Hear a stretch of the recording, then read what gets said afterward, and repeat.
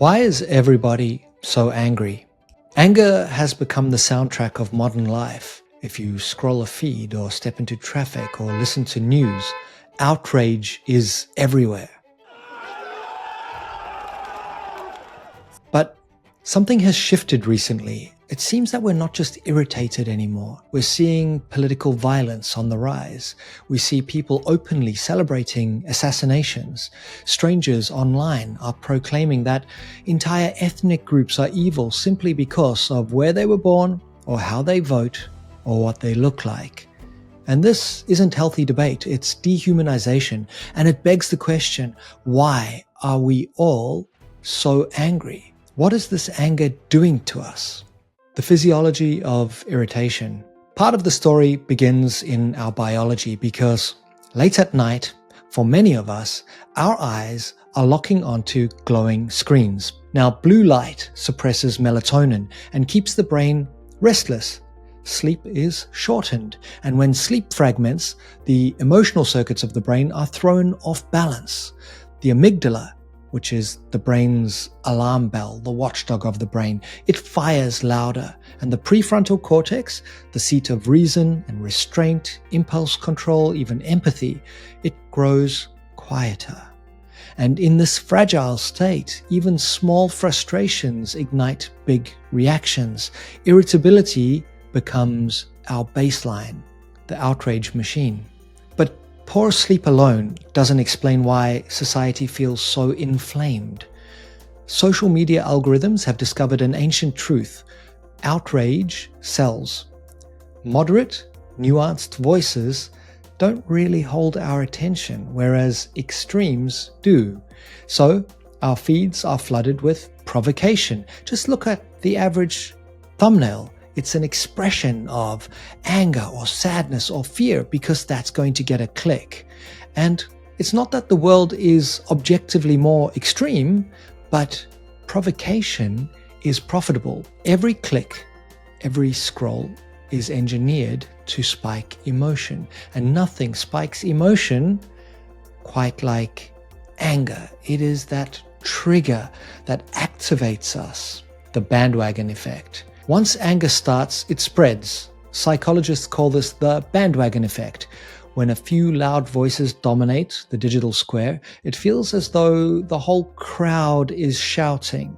We mistake noise for consensus, and soon we may join in. Anger is contagious.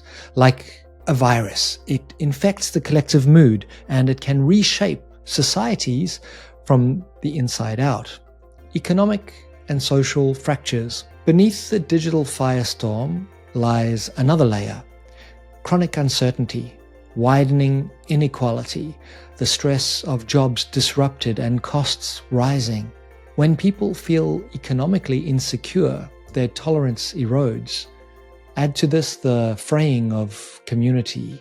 Once upon a time, we relied on tribes, extended families, neighborhoods, and today millions report feeling isolated without even a handful of confidants to share worries with. Without these safety nets, frustration festers in silence until it finds an outlet in anger, the seduction of anger. And here lies the paradox. Anger doesn't just feel destructive, it can feel good. There have been neuroscience experiments where electrodes were used to stimulate different regions of the brain. The emotion people most often chose to experience was, you guessed it, anger. Why? It's because anger sharpens us. It reduces ambiguity. It makes the world feel black and white, right and wrong. In times of confusion, anger feels like clarity. It gives us a sense of purpose, even if it is a false one. But that clarity does come at a cost because anger gives us tunnel vision. It strips away compassion and it traps us in cycles of reactivity. The longing for struggle. Part of the pull is existential.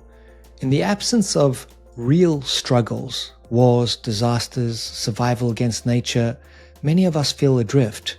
We might watch other people's struggles through those little glowing screens that we carry around, but we're not experiencing them directly. And there is a hunger for something real, something that tests us. Some might say our anger is the Fight Club effect, and many have this fantasy of burning it all down just to feel alive. But destruction isn't the only way to reclaim a sense of meaning and intensity. That same hunger for challenge can be channeled into service or creation, even growth. The question is whether we choose to tear down or to build. So what can we do about it? What do we do in an age of anger? The answer doesn't lie in louder shouting or endless scrolling. It begins with connection. Find people that you can trust, however few, and share your worries openly. Anger withers when it's met with understanding, and try to push through discomfort by listening to people that you don't necessarily agree with. The next step is your values. Anger often erupts when our lives drift from what matters most to us, whether individual or collective. Rediscovering and living in alignment with values brings stability where chaos once ruled. We can further reduce that anger through service, because the world is brimming with problems. Oceans choking with plastic, children without safety, communities left behind. Choose one cause. Dedicate yourself. Service can transform restless anger into purposeful energy. It can bring meaning to your actions and ultimately lead you toward fulfillment. We may also need to actively seek out discomfort, stepping away from convenience, disconnecting from the noise, stopping the tendency to numb ourselves with fast food and cheap dopamine, learning some manual skills, working with our hands. In the age of artificial intelligence, many of us will rediscover the dignity of tangible crafts, of doing something in the real world. So yes, the world is angry. But anger is not our destiny. It is a signal. It is a call to change. We can let it consume us, or we can listen and transform it by reconnecting with others, rediscovering values, embracing service, welcoming discomfort. We can turn anger into meaning